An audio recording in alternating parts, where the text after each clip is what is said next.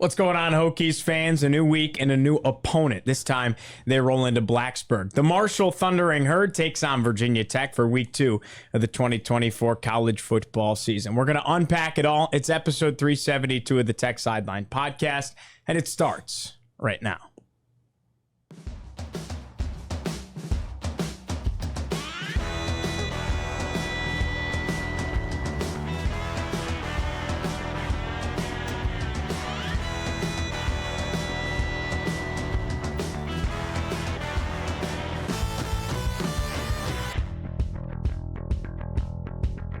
Come at you recording on a Wednesday, September 4th, 2024 from our high-tech studio right here at the Virginia Tech Corporate Research Center. Remember to like, subscribe, refer the show to a friend, and head over to techsideline.com to check out our extensive editorial content. Subscriptions are just $12 a month for loads of content, and for Virginia Tech students, your subscription is free. Tech Sideline is presented by First Bank and Trust Company. The Tech Sideline podcast is also brought to you by The Hokie Way. The Hokie Way thanks Virginia Tech fans for their support of our recent Countdown to Kickoff fundraising drive and our mission to leverage student athletes' name, image, and likeness in support of charitable organizations. To learn more about us and the organizations that we support, visit thehokieway.org. I'm Giovanni Heater, your host as always. To my right, Chris Coleman, lead analyst and columnist. Across the way, Andy Bitter, our senior staff writer. And in the fourth chair, our founder and general manager, Will Stewart. Nick Brown, the mustache man, producing the show, clicking the buttons behind the scenes. And gentlemen, obviously, we're at a point here where we kind of got a toilet flush last week, and that seems to be the MO of this football team as well as they look to move on. You guys were at the press conference yesterday. Andy, I'll go to you first here. What was Coach Pry's kind of demeanor heading into week 2 after the disappointing week 1? Yeah, I think it was exactly what I thought it was going to be, what I laid out on the podcast earlier this week. I mean, he's going to come in there and say they didn't play well and that they have to improve things. And I think it frustrates fans to hear that. But, you know, what is a coach going to say otherwise at the press? You want to come in there and just, like, start throwing stuff against the walls? Like those kind of head coaches don't last. Like, Will Muschamp is not a head coach for a reason right now. He just burns too hot in those situations. And now I think sometimes people confuse what they see in the press conference with what they see on the practice field. I think it's a completely different tone and tenor that you're hearing from the head coach in those situations. So, you know, he said what he was going to say and what he probably was supposed to say on Tuesday. And I don't think anything he said was going to, calm people's nerves about stuff. But, that's sort of, I've said this before. This is sort of the Frank Beamer approach. Is you got to be the steady guy in the ocean when there's tons of waves around you. That was why he was a Hall of Fame coach, and I think that's probably why a coach has to act that way, because other people take their cues from that. So I think it was a good approach. A lot of people will disagree on that front, but ultimately it doesn't matter really what he says at the press conference. It's what they do to adjust things in the practice field. Brent Pry's the most honest coach Virginia Tech's ever had. I mean, whenever Virginia Tech struggled under Beamer, it was always, well, we were one block away and yada, yada, yada. And fans used to hate that. That used to increase. It's like we were 3 plays away. Yeah, right. It's like we were 6 plays away. It's like you change 8 plays and this game was a win. Exactly. And Pry flat out comes in the media and says, yeah, we didn't coach well enough. Or a couple of years ago, he was like, yeah, the offenses were too vanilla. Those are the things that fans always wanted Frank Beamer to say, and he never said. And surprised, pretty darn honest. There's not much more that he can say, really. At least not within reason. I mean, when you lose a football game, whatever the head coach says, the fans aren't going to like. That's just the way of it. Well, they always want this, like, somebody needs to come into that room and take accountability. And then Pride comes in. It's like, we were outplayed and outcoached. It's like, I can't believe he just said that out loud. Right. It's like, he's admitting it. It's like, okay, well, what do you want? One or the other. So you're not going to please all the fans. He literally said it's on me. Right. On Saturday after the game. So we seem to be having a little bit of a TSL plague going around the set here. Yeah, and Andy's been sick for over a month now, it feels like. No, it's only been a week. Okay, there we go. It feels like it's over a month because I had bronchitis in the spring. Okay, that's what it was. But I cleared that out, and now I have a new illness. So, There we go. Well, hope you guys start feeling better soon. What were some of the focuses in the presser? It really felt like Coach Pry was hammering home the slow start and then the lack of offensive throwing threat down the field in particular. He also talked a little bit about the perimeter blocking. I wasn't at the presser. I was writing the game preview. All this goes to Andy. Yeah, I think he was pointing out what was obvious to everybody. I mean, people were screaming it during the first half, like throw the ball downfield. I don't think they threw a pass more than like 5 yards downfield in that first half. And you can't have that. And you can't come out in a half and, do nothing on your first couple drives and then, kick a field goal on the third one. I mean, they didn't have a lot going offensively in the first half. And I think he was stating the obvious that they need to be better in that situation. Better on the perimeter. I feel like he says that at every press conference, be it offense or defense, need to be better on the perimeter, getting on edges. He likes to say that all the time. So, it was what I expected him to come out and say, but I'm curious to see, what they do schematically or, bigger picture, how they fix things in practice. Will's got something for us. Along those lines, Andy, did he get grilled anymore? This was a lot of the message board commentary about what reporters should be doing at the moment. Did he get grilled anymore about the double number 0? And did he get grilled anymore about... It's so weird. Fans are saying, is there any accountability? Well, yeah, there's accountability. He stood up there and he said, a lot of this is my fault. But to get back to the specific question, was there any more grilling about the double number 0? I thought they covered it in the postgame. Yeah, I mean, what else is there to ask? It's like, hey, remember that horrible blunder that you guys had that you talked about in the postgame? What changes have you made to make sure it'll never happen again? No, we're not going to do that. Right, exactly. So I think sometimes people want you to be up there like a prosecutor, like you're, Tom Cruise at the end of A Few Good Men or something like that. Like, get him to admit that he did the code red. It's like, it's not like that. It's like, you're going to ask questions. They're probably going to evade the question or any kind of serious answer. But, I just don't feel like these press conferences are what fans are always expecting in them. So. All right, Chris. Well, this one we can bring to you. Nick has given me a little insight that you're red hot about this. So we're gonna let you run with it. What are some of the biggest changes on the depth chart after this first week? Shockingly, the linebacker depth chart looks different. So now, what is it? Jaden Keller is now the backup Mike. Kelly Lawson is the starting Will. Caleb Spencer's the backup Star. And Jaden McDonald, who was their best linebacker the second half of last season, isn't even in the 2 deep. I don't know. I think they're kind of grasping at straws because nobody's playing well. But here's the thing: like, you've had McDonald, you've had Lawson, you've had Keller in the program. This is their 4th year in the program, so they've been coached by this staff since the spring of 2022, and they've been moved to every position multiple times. So, like, if you haven't figured them out by now, you're not going to. So just pick something. Just pick something and stick with it and play them there. We'll see. I think I will say this: like, the line, they were better than they were last year against Vanderbilt.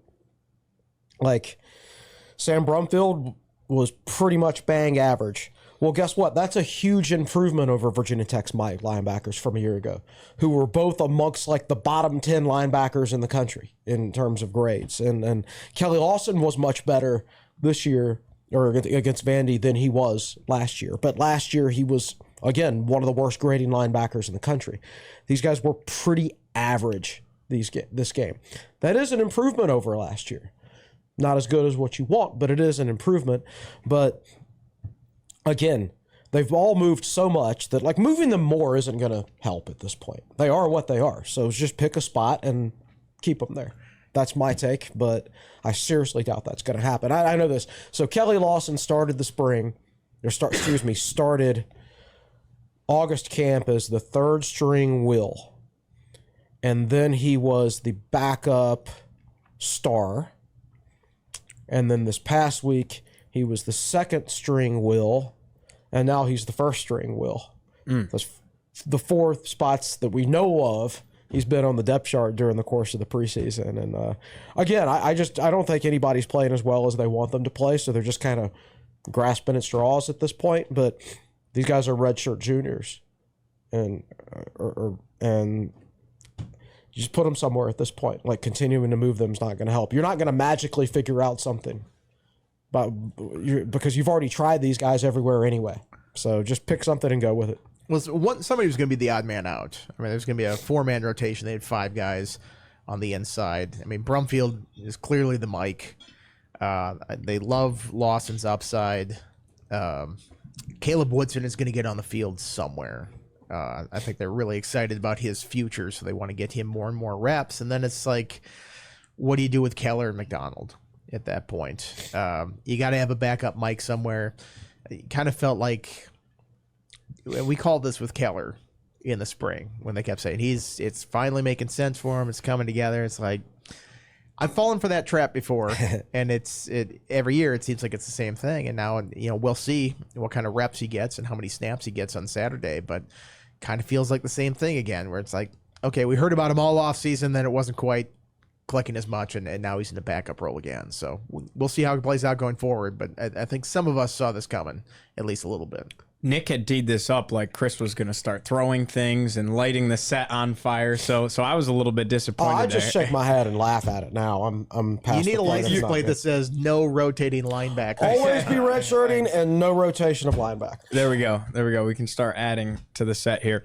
Any injury updates to note? Of course, Virginia Tech's going to be without Jalen Stroman this upcoming week. That's going to move Jalen Jones into the lineup a little bit more here. But anything else people should be aware of? Will Johnson probably going to be out for a while. Yeah, Will Johnson's going to be out for a while. Got carted off on that special teams play late. Stroman looked like he sort of landed on his shoulder diving. This is collarbone, apparently. Tackle there. So that's a tough thing for a guy who's had shoulder issues in the past that he's had repaired surgically.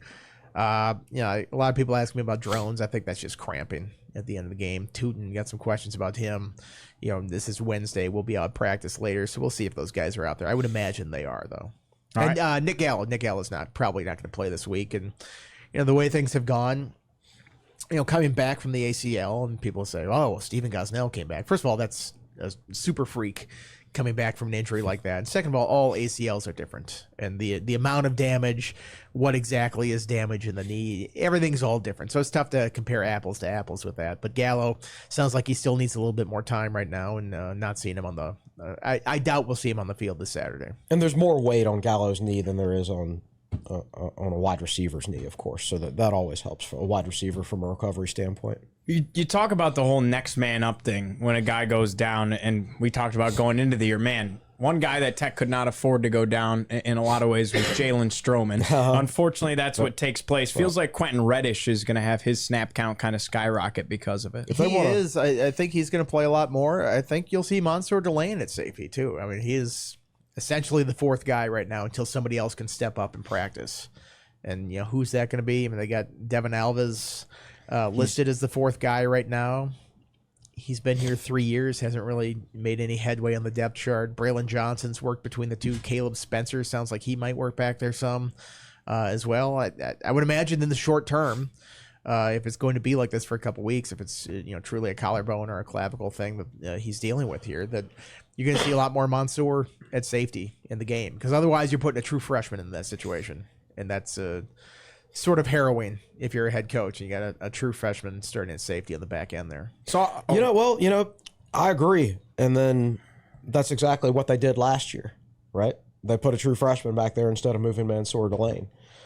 So I don't know what they're going to do. I will say this, and we've done an awful lot of complaining this week, but let's give credit where credit is due. Jalen Jones had, in my opinion, his best football game as a safety this past week. He made a nice tackle when he came up for the stop that he had. He was the best safety on the field for Virginia Tech. Like, even Stroman was not playing particularly well. He was biting inside on the option and leaving the pitch man open around the outside.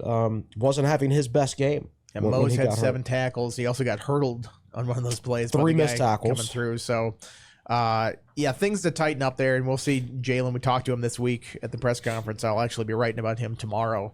He was pretty blunt, pretty honest about his tackling last year. It's like, I wasn't good at it, and I didn't want that to be the case again this year. So we'll see if an offseason of work, if this is truly showing up on the field like it did last week. One of the narratives from week 1 against Vanderbilt was Mansour Delane got a little beat up, exploited a little bit at the cornerback spot. Could you see him being more productive and playing better as a safety? I mean, I think he's capable of playing a lot better. I know he's capable of playing a lot better last week than it. No matter what position, you could put him at nickel, you could put him at either safety spot, corner, whatever, and he's much capable of doing much better than he did this past week. I'm confident that will remain the worst game of his career. Whether he gets back to his freshman year levels, we'll see, because he was downright dominant in a lot of those games. How do you fall like that? We talked about it on Monday.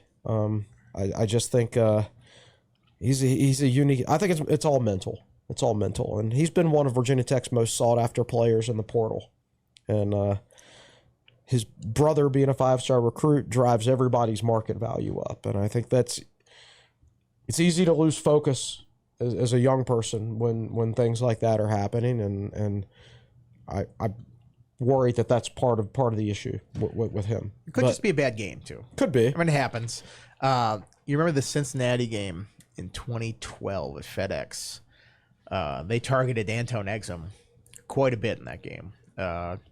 Gave up a fair amount of yardage. He had some plays where he battled on that, but that was the one where, we were asking Bud Foster about it 2 days after, and Bud lit into a reporter who was asking about it. So you could have had D'Angelo Hall out there; they would have gotten yards on him covering that spot. So, sometimes you're just put in a tough spot where you were isolated and the team goes after you quite a bit, and not the day that you want. So it happens, even to good players.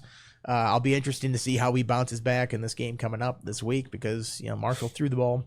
I know they played Stony Brook, but they threw the ball pretty well last week, and might try to challenge the Hokies in the air again. All right, let's theoretically toilet flush the whole week one Vanderbilt woes and move on and preview the Marshall Thundering Herd.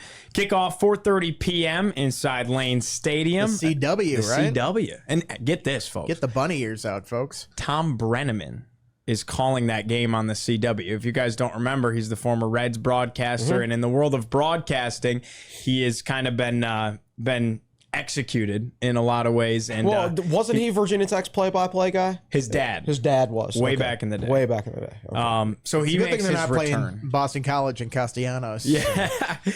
It was a big game on them.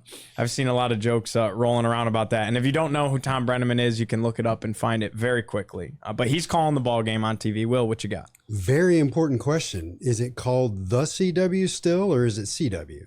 Or is it CW Network? You wrote the CW on the roster card. Well, that's because I don't pay any attention. And back when they were first launched, it was the CW. Can you guys name one show on the CW network? It's the CW Network. CW network. The Flash. What other shows are on that network? You got me. ACC college basketball. Yes, that's right. On Saturday that said, afternoon. a lot of people say that the production value on the CW is good, maybe better than ESPN. I don't know about that. I don't know about ESPN, but Maybe it's good. Maybe ACC network. Maybe they could be better than that. But Better than Raycom. we'll see. Well, yeah, that's a low bar. Better than Raycom. Well, the Hokies open up as they opened up as 19.5-point favorites. It's moved up to 20.5 now. They opened up at 14. What did they really? Circus Sports, the first line I saw when we were coming back on Sunday, I believe it was 14. Really? Because FanDuel for me always had them at 19, but I could have looked later. Circus typically the first one that Sure. puts them out, so maybe other sites had a little bit more leeway on that. But yeah, I'm pretty sure. I'm looking it up here. Well, coming off of a week one loss, the Hokies are clearly getting everybody's money because they've moved all the way to 20.5. It was favorites. 14. 14 is the opening line. Really? That's a lot of movement there. It is, and that's why you hear buy the dip on stock market advice. When you have a really bad day on the stock market, the savvy investors will buy into it because it's always going to go up. It's always going to come back up and rebound. I think this is a lot of people buying the dip with the Hokies. They're seeing that it was a distressed asset after last week, and people a little bit down on them, and they're going to go, I'm going to try to get that before it gets too high. Now, Hokies at 14, I'd consider it. Hokies at 20 and a half. Like, you're telling me that team last week has to win by 3 touchdowns against anybody? I'm going to have to see it first. Save it for buy or sell, Andy. I'm just putting this out there. We've already locked in our buy or sell pick. So I'm just saying that if they had won against Vanderbilt and everybody feels fine about this team, like, sure, 3 touchdown favorites in this one, maybe I'd feel okay about it. But, man, 20 and a half. It's a big number. It's a big number for a team that beat them last year. It's a big number. And coming off a loss. coming off a loss. And the unknown factor, so Marshall plays Stony Brook last week and beat them, 45-3? Well, Stony Brook is an FCS team that didn't win a single game last year. And the year before that, they only won 2 games. This is a bad FCS team. So Marshall played 3 quarterbacks, and they all list "or" on the depth chart. It's like a scrimmage, basically. Exactly. Same thing at running back. They played 3 running backs, and their depth chart is or. And they all played between 20 and 29 snaps. So you don't exactly know who some of their preferred guys. We don't know how many quarterbacks they're going to play against Virginia Tech. They've got a new offensive coordinator who's only 35 years old and has never been an offensive coordinator before. And I doubt he tipped his hand very much last week against Stony Brook. So there's a lot of things. Chris, let me jump in here. Seth Dagey, is that how you pronounce it? He played for Texas Tech. Yeah. So one of the first things that went through my mind was, did he play under Mike Leach? Not really. He redshirted one year where Leach was the coach. He didn't play under him. And then the next year, Leach may or may not have been the coach, and Dagey didn't play. So it's not like he had years under Mike Leach. Worth noting, because you mentioned Mike Leach, they're bringing the air raid offense to Marshall. That is like their thing this year. Their offense is revamped, and they're an air raid offense in a couple of the articles that I read. Yeah, so how good is he going to be at coordinating that offense first time out of the gate? We don't really know. And he's got the 2 quarterbacks he's playing are mobile quarterbacks. They're not historically drop back air raid quarterbacks. So it seems like an odd fit from that standpoint.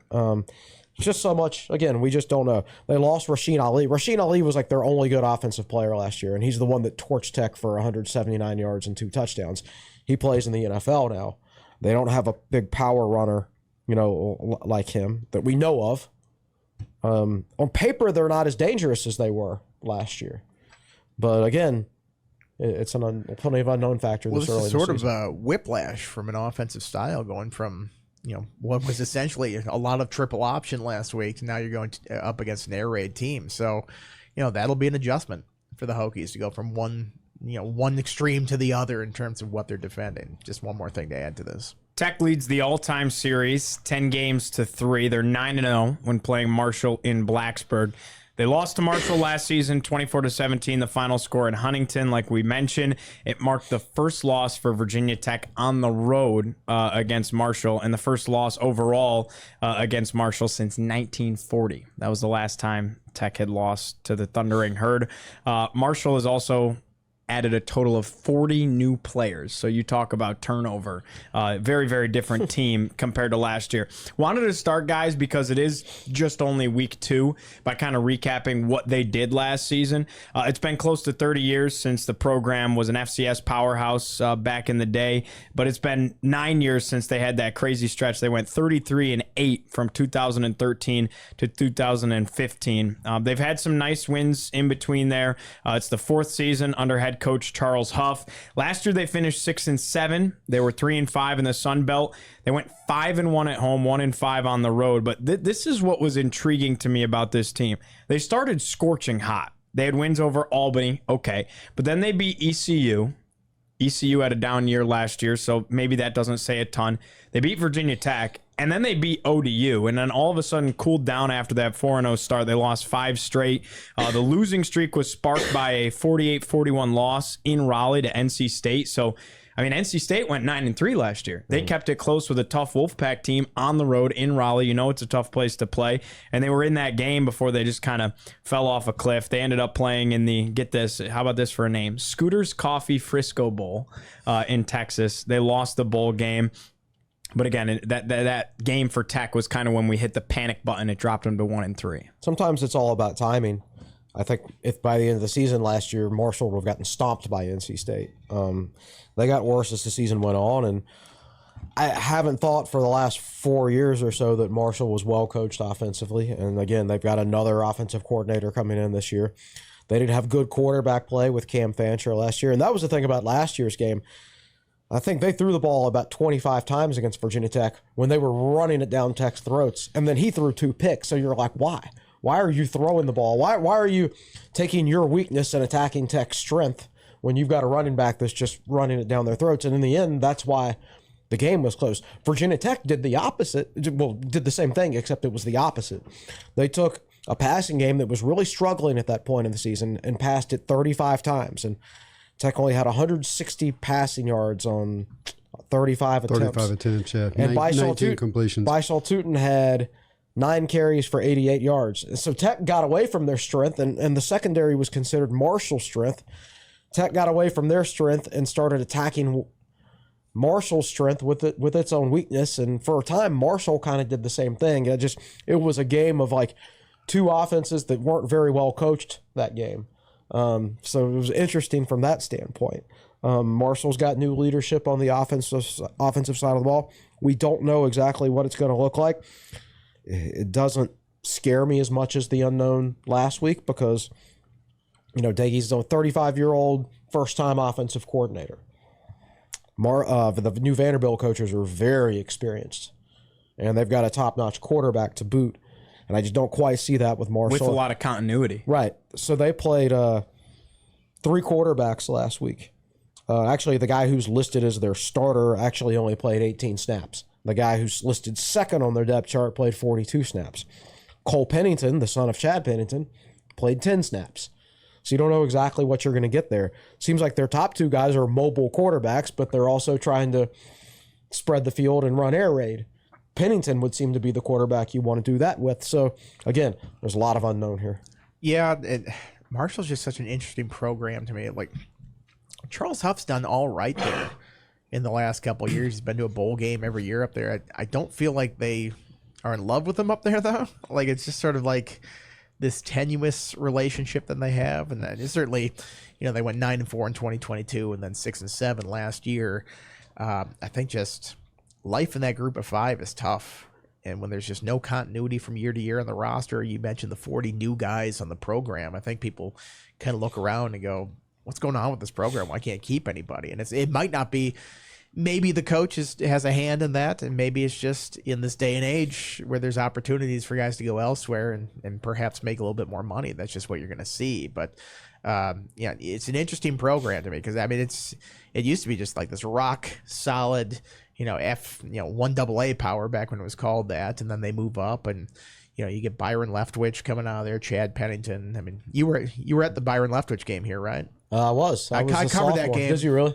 Well, that was in, what year was that? 2002. 02, I believe. 2002. I was in Danville still at the time. But I do remember covering that game and covering up for that one. And it was not a close game, if I remember. No, it was not. Tech easily won it. I think there's some controversy coming out of that. Randy King wrote a column that was maybe insulting to some West Virginia folks. And Randy had King to apologize and controversy? for that one. I think that was my big takeaway from that game. But I do remember Leftwich coming in and Tech handled them pretty well. 48-20, if I Yeah, it was recall. not a close game at all. Chris, you had written that Marshall game last year when they started 1-3 was the lowest point in your career as a Virginia Tech fan. Why is that? I just didn't see any hope. That offensive scheme I didn't think was ever going to work. Lowest point? Yes, absolutely. Lower than JMU in 2010. Yeah, because still felt like the program itself was strong. And I just didn't feel like last year we had any coaching acumen on the offensive side of the ball. I watched him take a quarterback who has never been like a passer, like a downfield passer. Like Kyron Drones is a guy who is a senior in college or is a senior in high school, completed fewer than 50% of his passes, and then they go out there and try to make him throw it 35 times into a Marshall secondary that was considered their strength, right? And I just didn't think that showed a good knowledge of your personnel and what you need to do to them. And at that point, we had seen 15 straight games of what I thought was the worst offensive coaching I'd ever seen at Virginia Tech, which says a lot. So a lot of candidates there. That was it. Correct. A lot of candidates, but that was it. That was my low point. And then it's flipped. They flipped the scheme the next week, and the coaching has been better ever since. And maybe not so much last week. There are big topics on the board this week about Virginia Tech, and I don't want to get down in the weeds in this because this is not about the Marshall game. But I think initial game plans are fine. Sometimes you're going to get those exactly right. Sometimes you're not. But the biggest key to being a great college coach is being able to make quick on-the-fly adjustments during a game. And Virginia Tech hasn't really shown the ability to do that. When they get the initial game plan right and the opposing coach struggles to make adjustments, they're winning games. They're crushing them. But when they go up against a really experienced staff that can make in-game adjustments, they struggle to adjust. You know, saying plans last until the initial contact with the enemy. Well, that's not quite the case all the time because it took Virginia Tech until halftime to adjust last week, and Brent Pry admitted that. So Vanderbilt's game plan survived initial contact with Virginia Tech last week. It survived the second and third contact also. So yeah, that was my low point. It was after that game, and no question in my mind. I think there's a Mike Tyson quote that's more succinct about that. Yes. Everybody has a plan until they get punched. I don't know. Can you do it with the Mike Tyson voice? I don't know if Mike though? Tyson actually said that, or if that was just something that somebody said about Mike Tyson, and he took that into his persona. But I'm gonna look that up. yeah, either way, best laid plans or something in waste. I forget how it goes. Yeah. Something like that. Well, Marshall in week 1, they won it 45-3, as Chris had previously alluded to. They won it over Stony Brook. Game was in Huntington, home game for them. 549 yards of total offense, 259 yards on the ground, 290 through the air, 5 touchdowns, no turnovers. Chris had mentioned they played 3 different quarterbacks. A.J. Turner impressed on the ground. He had 119 rushing yards on 8 carries, had an 80-yard touchdown run that certainly inflamed things a little bit. Elijah Metcalf was impressive, the Middle Tennessee State transfer at receiver, who we're going to talk about a little bit when we get into the offense. He tallied a pair of touchdown catches. They forced a turnover with an interception. I mean, this is just your typical beat up on an FCS team and start the season hot. So not a ton to take away here other than the fact that they played 3 different quarterbacks. I think that is the big intrigue here with Marshall in week 1. Yeah, and how's that going to look this week? Like I said, Pennington, he's the pocket passer. He would seem like he would be the air raid guy, but he's also a guy that last year threw 0 touchdowns and 6 interceptions. So I don't know exactly how much you want him out there. Those other 2 guys, they're under 6.5 yards per attempt, which is a pretty bad number when it comes to college football. So they've never been very proficient through the air, but they have been pretty good on the ground. So they're going to spread Tech out. I think we'll probably see a little more quarterback running than you would generally see from an air raid offense. But the thing about Marshall is they just don't seem like they have a strength to fall back on offense. Like doesn't seem to be a dominant running back, doesn't seem to be a really good quarterback, doesn't seem to be a really good receiver. This is totally off topic, but I didn't realize Tootin caught 6 passes last week, that he was actually Tech's leading receiver in terms of catches. Because I guess what I was looking at was sorted by yards and not receptions. Man, if you had a points per reception fantasy football team with Tootin as your tailback last week, you would have had about 6 points. Yeah, because they were all right around except for the touchdown. They were all 3 right around yards the line per of catch. scrimmage. As the roster card guy, can I jump in here? Sure. Because I struggled with this. I'm looking and I'm going, how do I list the receivers here? Because Tootin had 6 catches, but only how many yards? 18. And whereas Ollie Jennings had 2 catches for 91 yards. So I'm like, how are we supposed to sort this? Late night drama at the Stewart house. Yep. Talking about this offense a little bit more, we talked about the air raid. They were 13th in the Sun Belt in scoring last season. They scored just 22.8 points per game, and it was kind of inflated at the beginning, had some nice performances, and then there was a handful of games down the back half, went off last season the first 6 weeks, over 400 yards and 30 points a game, and then just, again, fell off a cliff. They scored just 9 points against JMU, failed to put up 10 points in 4 of their next 5 games after that, went 0-5 when scoring 17 or fewer. They couldn't put points on the board, and they threw a whole ton of interceptions. Rasheen Ali is gone. He's now with the Baltimore Ravens. 1,000-yard rusher with 14 touchdowns. Had a 61-yard touchdown run against Tech. That was another issue in that game. Rutgers and Marshall, Tech was allowing the big plays on defense, which certainly didn't help. He also caught 28 passes for 213 yards and a touchdown. Cam Fancher is gone. Transferred to Florida Atlantic. Brought a wide receiver with him. Fancher was not great. He threw 1 touchdown and 2 interception against the Hokies, and a touchdown to interception ratio last year of 11-11. So they could not find a guy that could take care of the football last year.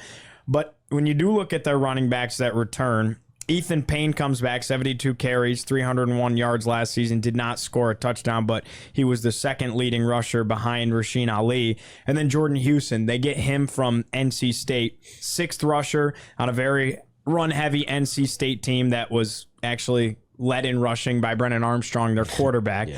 He finished with 96 yards on 25 carries. Remember, did not score a he touchdown. stopped playing after the first 4 games to take his red shirt so he could have one more year and play. Did he do that, or did their quarterback No, do he that? did that. I think they both Both did of it. them both did that. did, yeah. That's wild. That's wild. So they get him, and that's kind of their setup at running back. Anything stand out in the running back department for them? Houston's always been a very average running back, and he's splitting time, pretty much equal playing time that first game with 2 other running backs. So I would have to assume that means they're all pretty average players. I know. Oh gosh, who's their returning player? Payne's the returning Payne's the runner. returner. You know, he's had a solid career as a backup at Marshall, but nothing special. Again, I don't see a game breaker in this group. They're looking to bolster the offensive line a little bit, particularly in pass protection. They added a left tackle from Baylor, a left guard from Ole Miss, who played at Southern Miss at one point as well. Added a right tackle from Tulsa. They'll lean on their redshirt senior center, Logan Osborne. He's kind of the only veteran on that offensive line. Let's kind of look a little bit more at these quarterbacks, because I think they were thrown into the fire a little bit. This and Nick and I had to kind of get to the bottom of this in totality.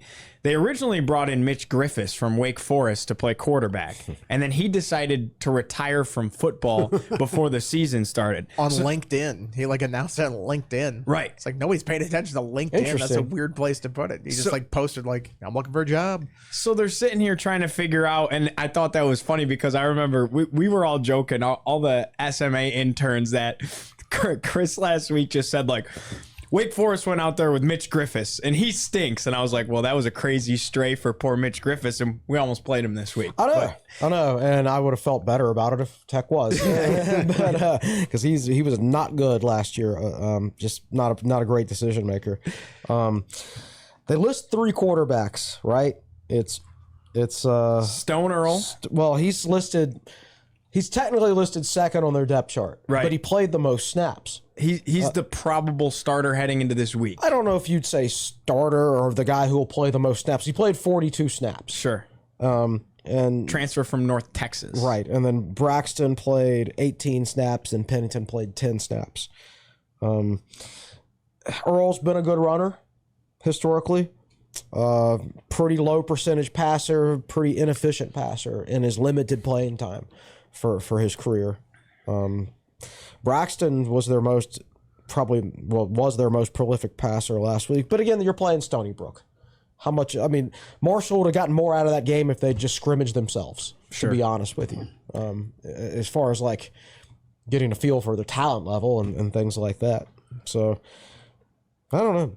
We're previewing this game against a team we know nothing about because there's so many new players Sure. and they played an awful team last week. Well, schematically, I wonder how much Virginia Tech will look at Purdue film from last year. Daggy was the offensive coordinator, was the tight ends coach at Purdue last year with Graham Harrell, another Texas Tech quarterback. So there's sort of that, air raid tree there. So I don't know a whole lot about the scheme. You would know more than I do about that, but I'm curious if they look at some of the stuff that Purdue had. Sure. There's a lot of similarities in that, and obviously that gave the Hokies trouble at times last year. Different personnel, obviously, going from Purdue to Marshall, but maybe some similarities in how they structure things. That Braylon Braxton, he's also a transfer, came from Tulsa, and there's a handful of guys on this team that came from Tulsa. He played in just 6 games with it. It's the Golden Hurricanes, I believe. Yeah, The Golden Hurricane. Hurricane. The Golden Singular. Hurricanes. Just one hurricane Singular. in Oklahoma. Just like the Stanford Cardinal. It's right. interesting. But he played 6 games there last year. I figure the best approach, since we don't necessarily know what to expect X's and O's wise, is to preview the personnel. And I take you to the receivers. They kind of had a mass exodus last year. Lost last year's leading receiver. Transfer Jaden Harrison went to Notre Dame in the portal. DeMarcus Harris spent 1 year there after coming from Kentucky. He was the second leading receiver. He simply just graduated. Caleb Coombs, their third receiver, he followed Cam Fancher to Florida Atlantic. And then Chuck Montgomery, their fifth receiver a year ago. He had 3 touchdowns, 210 yards. He does return, but their receiving core is almost entirely out of the portal. They had Fitzpatrick from Michigan State, Brown from Ole Miss, Chapman from North Carolina, Carl Chester with a name from Tulsa, and then Elijah Metcalf had 2 touchdowns in the opener. He's from Middle Tennessee. It's a bunch of guys who haven't really been productive before, for the most part. Fitzpatrick had a good game last week, but again, that's against a bad FCS team, and he had never been productive previously at his other stops. When you look at the play breakdown, they played 8 wide receivers last week. Like Holman Wiggins would be proud playing 8 wide receivers in a football game. Right? Air raid? Yeah, that would be incredible. I don't think they'll play 8 against Virginia Tech. Maybe they will. Maybe they just don't know what they have yet, and they're just throwing guys out there until they figure it out, because everybody's new.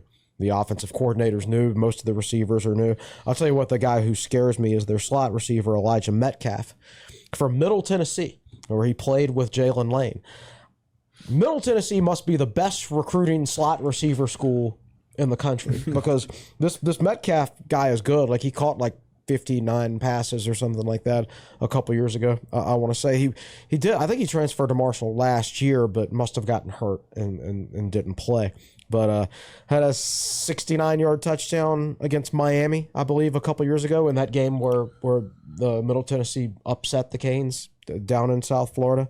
So he's a guy that concerns me in the slot, all 5'6" of him. Historically, he's been the most productive receiver out of all these guys on their team. To hammer home your point, with the lack of production all the way down to Metcalf, first 4 guys on that list that I had mentioned, Fitzpatrick, Brown, Chapman, and Chester, they combined for just 4 total touchdowns at their previous stops last season, while Metcalf had 54 catches for 634 yards and 6 touchdowns. So he really is the only one that played any form of significant snaps. Andy, anything on the offense before we kind of move on to the defense here? Not really. I think Chris covered most of it there, so not much to add. Sweet.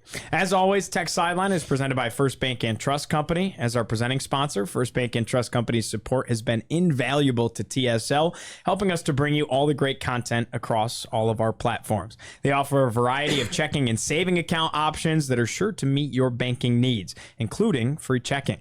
Visit firstbank.com to find the account that's right for you. Will, what you got for us in the fort chair? So before we transition to defense, let's take a little walk down memory lane. You guys brought up the 2002 game, and so I pulled the box score up here. Final score is 47-21.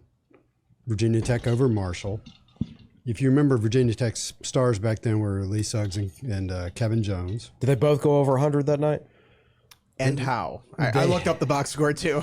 Yeah, so I'm going to ask some questions. Don't jump in and answer all right, all I'll try of them. not to. They both had 24 carries, and Suggs 171 net yards, and Jones 171 net yards, Suggs 153.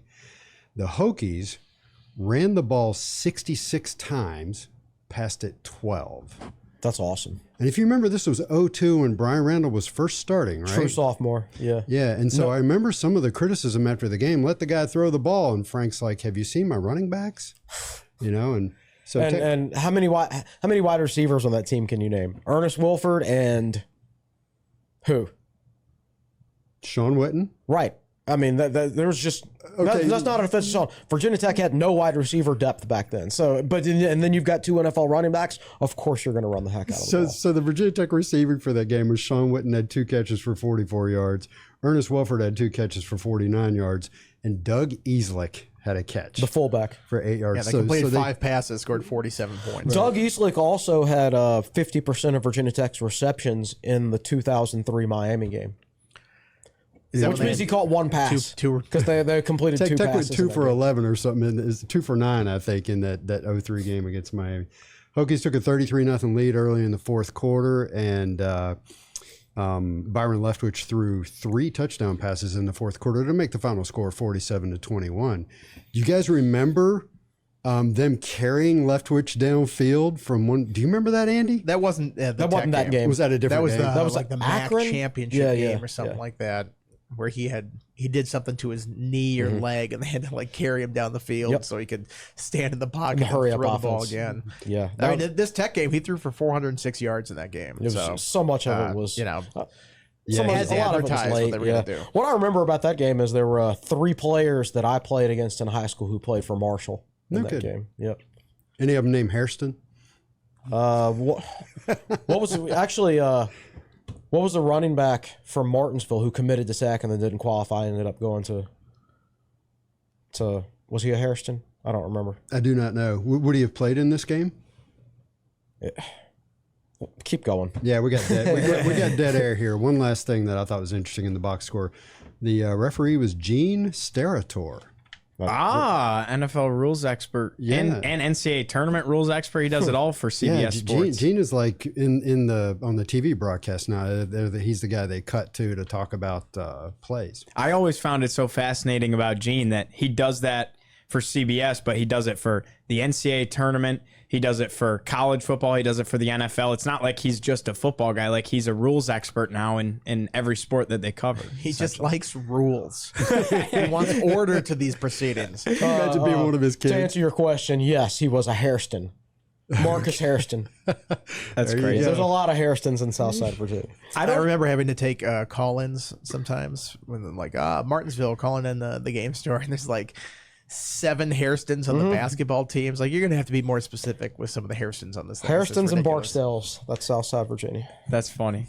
I bet you'll never see a box score in this modern era of college football quite like that, where they only throw the ball, what was it, 13 times? They threw it 12 times and completed 5. That's crazy. Maybe one of the service academies or something like that. Sure. But it's definitely an outlier. Or Louisville against Virginia Tech last year. Yeah, Or Virginia Tech against Louisville in 2020. Rutgers could be a team that plays like that. Yeah. Still, it's definitely it's rare. Yeah. An outlier. See now before you move on, you got to indulge me even more. Against Texas A&M the next year, they traveled to they hosted them the next year. Move on. Okay. Talking about this Marshall defense now. Last year did a whole lot of bending without breaking, but they prided themselves on the pass rush. A handful of big producers on the defense have now transferred out. That's kind of headlined by Elijah Alston, second on the team in sacks with 6. He now is a Miami Hurricane, playing in the ACC, so Tech will face him later this year. They lost their top tackler in Elias Neal to the NFL. He plays for the Rams now, as well as Owen Porter, who had 5 sacks last season. He's an NFL free agent. And then they lost their sack leader in Sam Burton to graduation. He finished with 6.5 sacks. But they did add Jacarius Clayton from Mississippi State as a new top edge rusher, and then Alston Heflin from Georgia Tech. He kind of adds to that linebacking core. Yeah, we'll see. Like Clayton, they thought he was going to break out, but he hardly played last week in their first game, and he's not listed as a starter. So we'll see exactly what kind of impact he makes. They've got. Here's an interesting name that Virginia Tech fans may or may not remember. I know Evan Hughes will remember it. Landon Watson, starting linebacker. He's a guy who was he was recruited by Virginia Tech as an undersized defensive end, but never got a committable offer. But he took a visit to Tech and really loved his visit here. And we actually have a picture. He wanted to major in. He wanted to do what you guys are doing. Yeah, okay. So we have a picture of him sitting at one of y'all's broadcast desks with Evan Hughes on his visit. We have that's his picture on TSL, is him with Evan Hughes. No kidding. And so he ended up going to TCU. Didn't work out for him at TCU. He's now a linebacker at Vanderbilt and one of their starting linebackers. He's played fewer than 100 defensive snaps in his career. He's a redshirt junior, so he's very inexperienced. We don't know how good he is at this point, but so I would share that story. But he might be because of his lack of experience, he might be one of the players Virginia Tech looks to exploit in this game. Yeah, the article that we ran about that, you're right, there's a picture of him sitting here with Evan Hughes in the studio, the SMA studio. TSL's Evan Hughes hosted a mock Super Bowl pregame show with Landon Watson. That's it. And Landon Watson put that out it's from his Twitter feed that this picture's from. Right. Interesting. Yep. Very cool. Very cool. They return middle linebacker, Jacorian Anderson. Talking about the front 6 for this team, they have a handful of veterans to it. The combination of Isaiah Gibson and Tyke's legs should form one of the Sun Belt's better tackling tandems. Yeah, but like they were listed as their starters last week, And then they didn't actually play in the game. True. Do you think that's partially because of the opponent? I don't know, but no, they're not listed as the starters this week, though. So maybe there's an injury or a suspension we don't know about. I don't know. I couldn't find the answer because nobody covers Marshall football that I can tell. So I tried to Google it, and I couldn't find out why those guys didn't play last week. So in theory, they were returning a pretty experienced and pretty good defensive line this year. I don't know how good it is now, whether or not those guys play. I don't know. I know they're really high on Mike Green. He's a redshirt freshman defensive end. He might be their most talented guy up front. But yeah, on paper, you come into the season, you're like, man, those are two really pretty solid and experienced defensive tackles, and then they're not even on the field last week against Stony Brook, and now they're not even on the depth chart at all. So I have no idea what's going on there. Don't you just love unknowns? We're kind of like wasting our time this entire podcast. This is true. Yeah. So we'll bolster through the rest of this slight bit personnel. They lost their top corner, Micah Abraham. He now plays for the Colts in the NFL. They lost their top safety in Deani Hill to Miami in the portal. So two guys plucked from the Canes. J.J. Roberts and A.G. McGahee, they're guys that they will look to lean upon at safety. And then the corner situation feels to be, in the totality of the defense, the most iffy spot for them. They did add Arizona State transfer Isaiah Johnson, but again, question marks, like you said, Chris. I think their secondary is good for their level of football. I think Tech should be able to do okay against it throwing the football. But I think Josh Moten's a good player. He's a little bit skinny, but he was a very good corner for them last year. I feel like if those defensive tackles don't play, and they've got such inexperienced linebackers, and their nickel is very questionable. I feel like Virginia Tech should be able to run the football effectively in this game. And if they can run the football effectively, they should be able to throw it.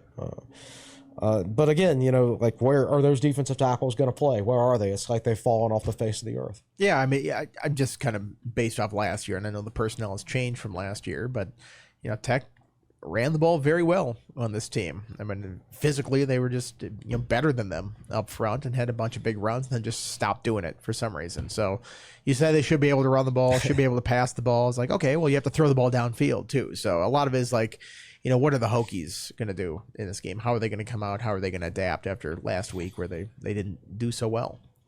Correct. It's not Marshall I'm worried about. Well, let's analyze a little bit here. What is the magic number, that kind of can alleviate last week and make it feel like, okay, you kick the snot out of Marshall, you're moving in the right direction? Is there one? I wouldn't say there's a magic number.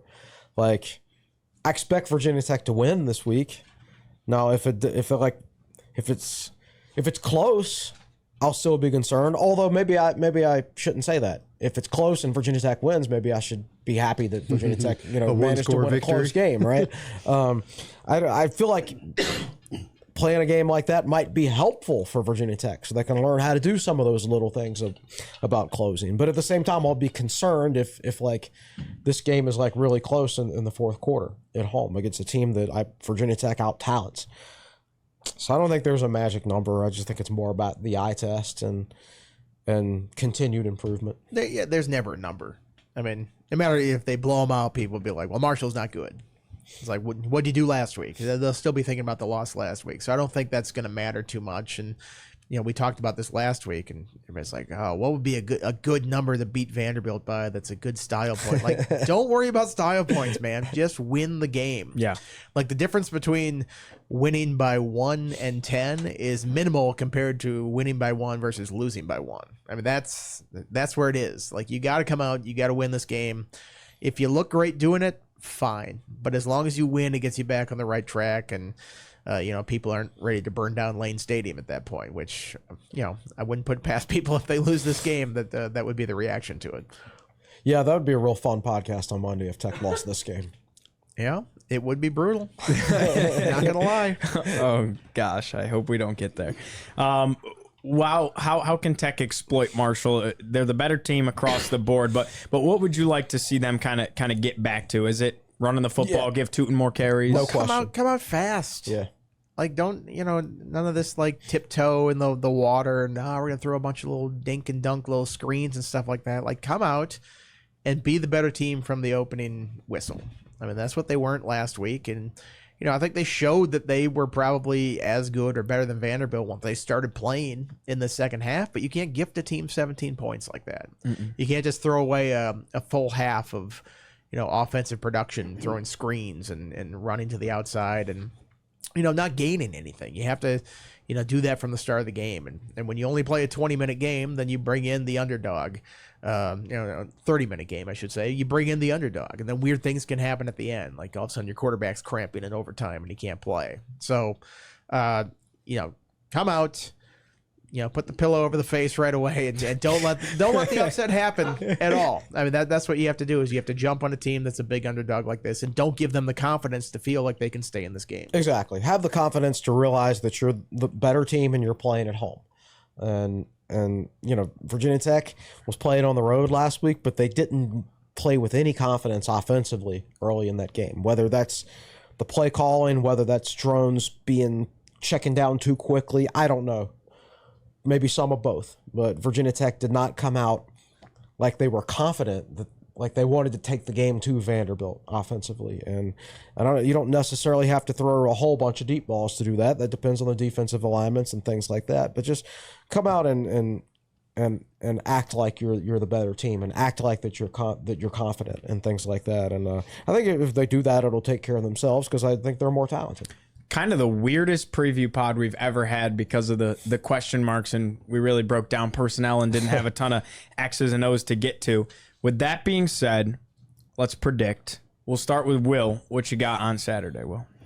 So first of all, after we started recording the podcast, David posted our game preview, so it is up. As you can see, I still have plenty of packets of Kool-Aid left here, so I actually picked Virginia Tech to win 34-13, which means I'm picking them to cover the spread. You guys said the spread is 20.5, and I looked it up. It still is. I'm not going to pretend that I have any clue what's going to happen because there are so many unknowns. But I basically concluded my section of the preview saying, I got 10 packets of Kool-Aid here. I've only had one of them. So I'm picking the Hokies 34-13, buddy. There we go. What does Kool-Aid mix well with? There were tailgates this weekend. Anything? Nick says anything. Nick, you speak from experience there. I think it's one of those things you just dump some vodka in it. I can tap in now. I'm 21. I don't have an opinion on that, though. Andy did buy me a couple birthday drinks, so shout out to Andy. That's right. You deserve them for that. This one, I'm going to go with Virginia Tech 34-20. What's that phrase? Fool me once, shame on you. Fool me twice, shame on me. I will look the fool and say they're not going to win by 3 touchdowns. I'd rather look the fool that way than being like, they're going to win by 40 and then they don't win or win by 5 points or something like that. I'm willing to look foolish on that side because I got to see it.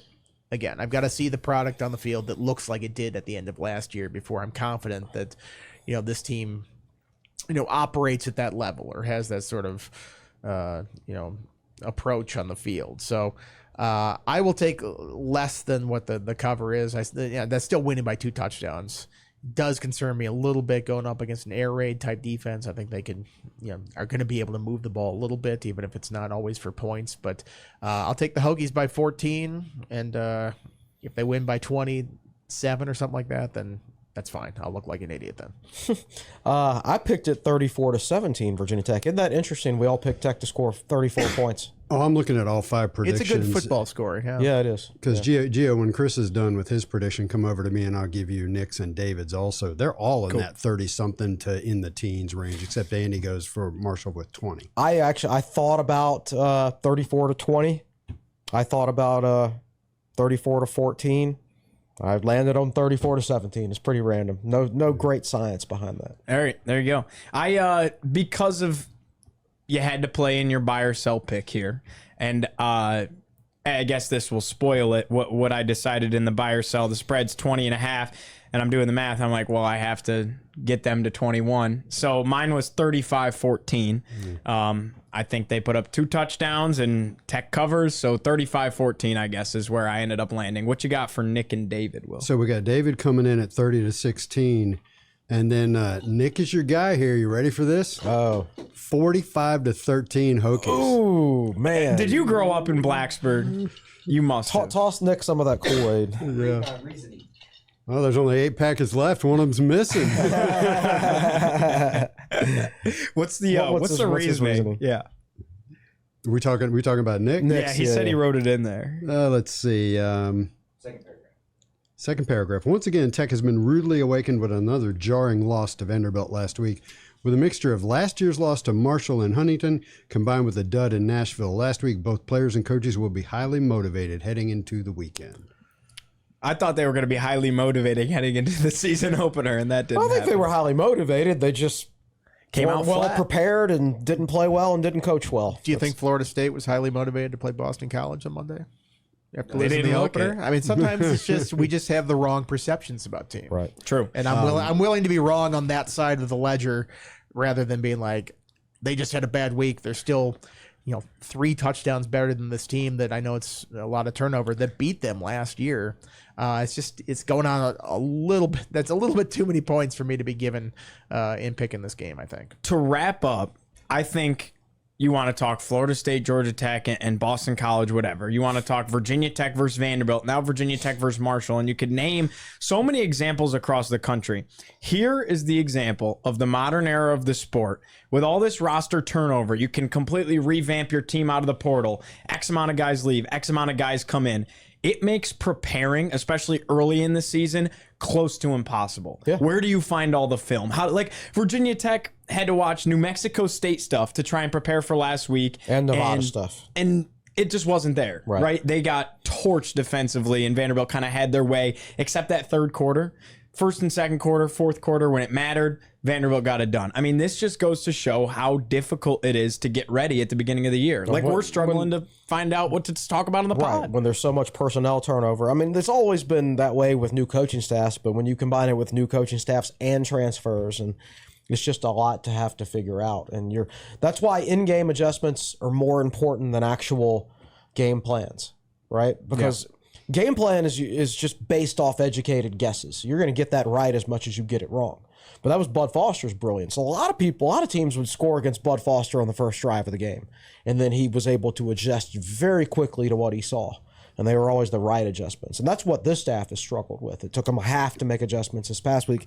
It's got to happen sooner than that. You always have to be careful tweeting about Bud Foster defenses. Like, going to be a long day. And then they give up like 12 yards the rest of the game after that. It's like, just maybe hold off after that first drive. Yeah, and one of our message board posters told a story of having a beer with Bud just the other day at the tailgate prior to the Vanderbilt game. And Bud said the exact same thing, that the truly elite coaching staffs are measured by, not just the other stuff you think about, but how fast do they adjust in a game. Some staffs take an entire half because they have to go into halftime and talk about it. Whereas Bud, you're right, Bud could get it right after 1 or 2 drives.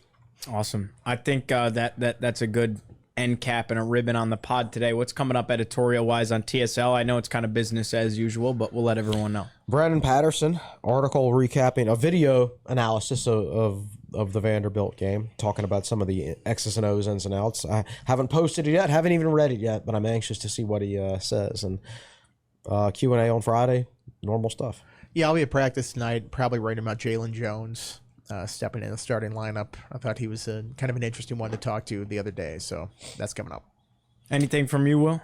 Well, one last thing I did want to go over. We're only, in our preview, of course, we do the fan voting for how the game's going to go, and we're only 170 votes in, but 47% Hokies will win by 1 to 10. 42% Hokies will win by 11 plus.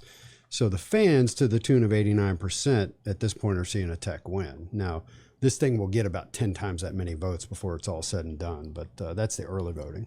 All right. Well, that's a good vibe heading into the weekend. Kickoff again 4:30 on Saturday inside Lane Stadium. And if you're out of town, watch it on the CW. Listen to Mike and Bill as well on the Virginia Tech Sports Network. But for everybody here in the studio, for Nick Brown, for Will Stewart, for Andy Bitter, for Chris Coleman, I'm Giovanni Heater saying so long. Enjoy the festivities. We're back in Lane on Saturday.